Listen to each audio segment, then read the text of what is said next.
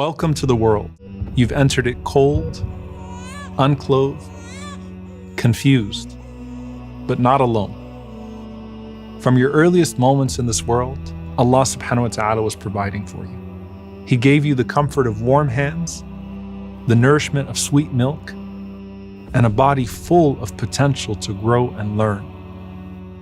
Your sustenance was provided when you were at your most helpless, and even long before that. قتل الإنسان ما أكفره من أي شيء خلقه من نطفة خلقه فقدره ثم السبيل يسره. Allah says, may he be destroyed, how ungrateful is man. What was he created from in the first place? From a drop of fluid, Allah created him and apportioned him. Then Allah facilitated the way for him. And the scholars say that has two meanings. The miraculous path out of the womb, and then the path of guidance he facilitated you to. But if he denies the first part, how can he even begin to appreciate the second?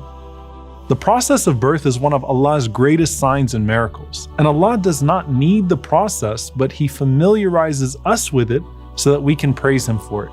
Remember that decades after the age of bearing children, Sarah gives birth to Ishaq. The wife of Zakaria, who is in his 90s, gives birth to Yahya alayhi salam. And then from the purest of wombs, Maryam, as a virgin, gives birth to Isa alayhi salam. From the most unexpected of places, Allah subhanahu wa ta'ala brings forth blessing. And that's the story of your birth, no matter how it happened. يُخْرِجُ الْحَيَّ مِنَ الْمَيِّتِ وَيُخْرِجُ الْمَيِّتَ مِنَ الْحَيِّ. He brings the living out of the dead, and He brings the dead out of the living. But it's not just your miraculous birth, but even your story in the womb that shows Allah's care for you. ثُمَّ جَعَلْنَاهُ نُطْفَةً فِي قَرَارٍ مَكِينٍ. Then we placed him as a drop of fluid in a secure lodging. Allah made the womb a place of safety and nourishment. And this is the same promise that Allah has given us throughout our time on this earth. He said to Adam alayhi salam when He sent him to this world, وَلَكُمْ فِي الْأَرْضِ مُسْتَقَرٌّ وَمَتَاعٌ إِلَى حِينٍ. And for you on earth is a place of settlement and provision for a time. He uses the same word to describe the earth that He does the womb, because Allah subhanahu wa ta'ala settles you and then sustains you wherever He places you. And He never takes anything away except that He replaces it with something better. That's why Ibn al-Qayyim rahimahullah said, reflect on the fetus in the womb. Its nourishment comes from the umbilical cord as a single pathway. And then once the child is born, he's cut off from that pathway, and then the two pathways of milk are open to it. And then once the child is weaned off and those two pathways of milk are closed off, 4 paths are open that are even better for him. The meat of animals, the crops that grow from the earth, fresh water from all of its bodies, and then pure milk and dairy. And then once that person dies, those 4 paths are closed off, and Allah subhanahu wa ta'ala opens the 8 gates of Jannah instead.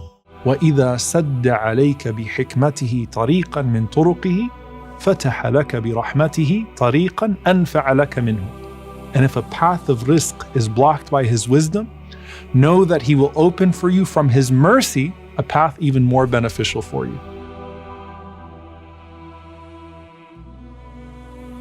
And that's not just true for you, but also for your parents.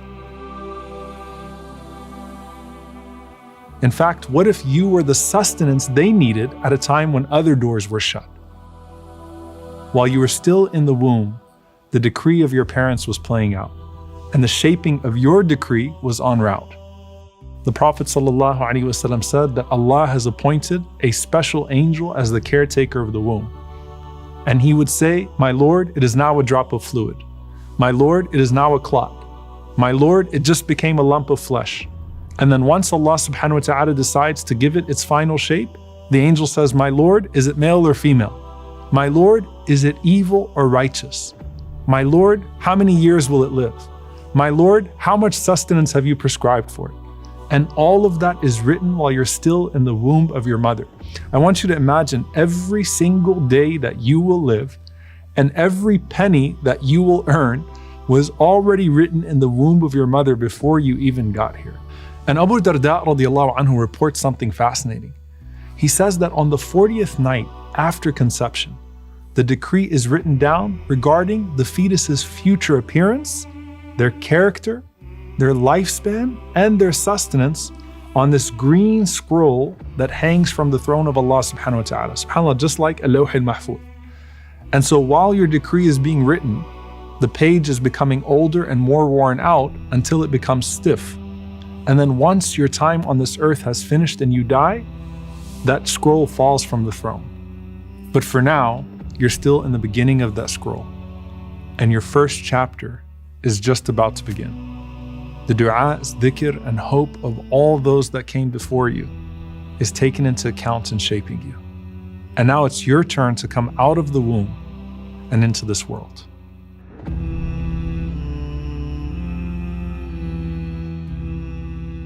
You're here now, and in just a few seconds, shaitan pokes you, the angels stand guard, your parents rejoice over you, and Allah subhanahu wa ta'ala is still watching you. You're crying and everyone else is laughing because they know you've just been born into your new home and theirs, while you think you've just been taken out of the comfort of the only home that you knew. Then the adhan is immediately called into your ear, not just to resonate with that hardwiring of Allah inside of your soul, but also because the salah is the source of spiritual nourishment, which is more important than even the physical sustenance. Then the tahniq is done with a date to provide you that physical nourishment from the most simple of means.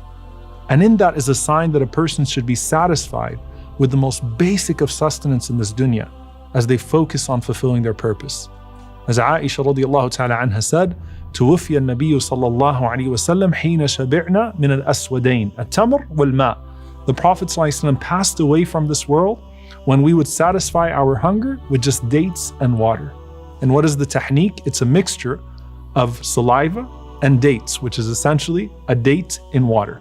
Being content with what is necessary and removing what is extra is also captured in the sunnah of the circumcision of the male and then the shaving of the head on the seventh day.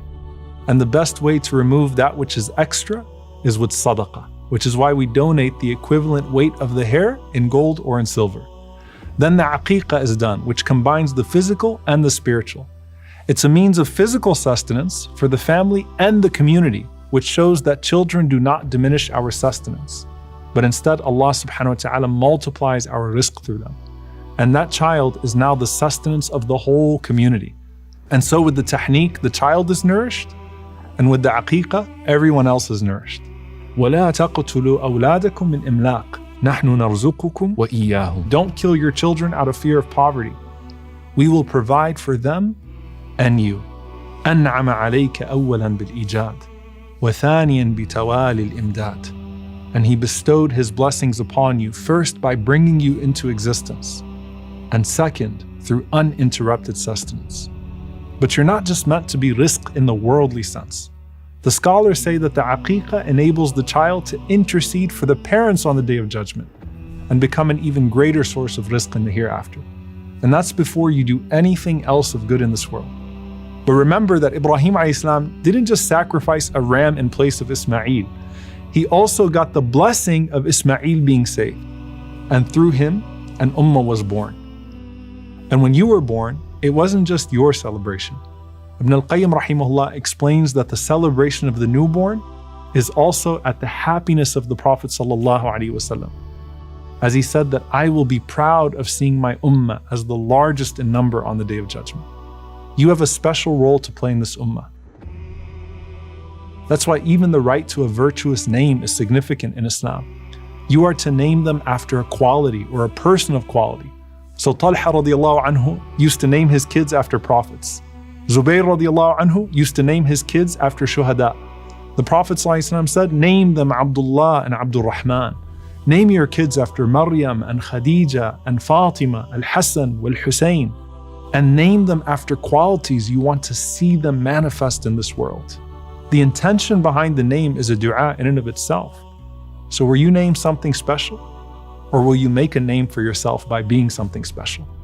In the decree of Allah, you're going to be a force for something in this world. And it's not just the tag they put on you in the hospital or the name that your parents gave you that's going to stick to you, but it's the divine tag.